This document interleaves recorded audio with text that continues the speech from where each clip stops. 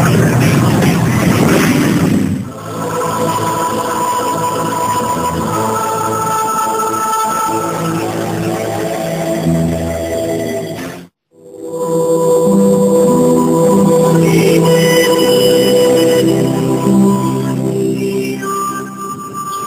memang film perdana Nirwan Dewanto.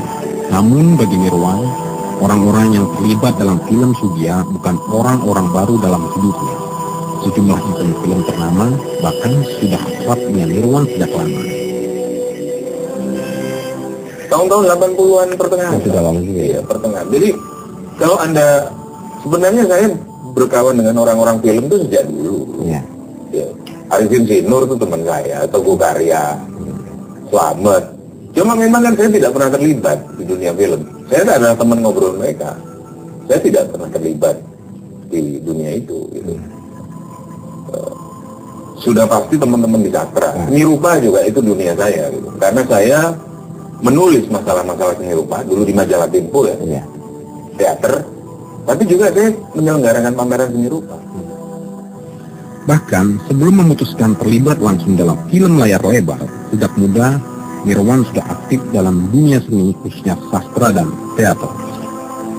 Jadi sejak SMP saya sudah menulis dan sudah menerbitkan tulisan di koran-koran daerah, ya kan. SMA saya menulis dan berteater, jadi saya punya cerita juga di teater itu. Meskipun saya kadang-kadang muncul di panggung sebentar, tapi tidak pernah menjadi sungguh-sungguh. Tapi terlibat dalam kehidupan teater ya sejak SMA. Tetapi menulis jelas adalah dunia saya yang sejati, karena menulis itu menulis sastra ya. Saya menulis puisi. Saat kuliah di Institut Teknologi Bandung, Nirwan justru semakin giat dalam dunia seni. Apalagi di kampusnya, Nirwan bertemu sejumlah rekan yang punya minat sama dalam dunia seni.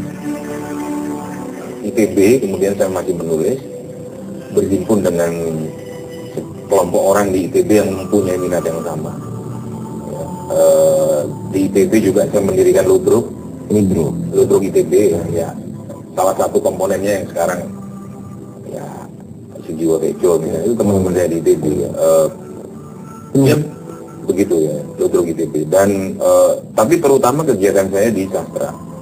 Nah di lapangan sastra itulah saya mulai membuka kontak-kontak yang lebih luas, bergaul dengan kaum seniman di Jakarta dan Bandung.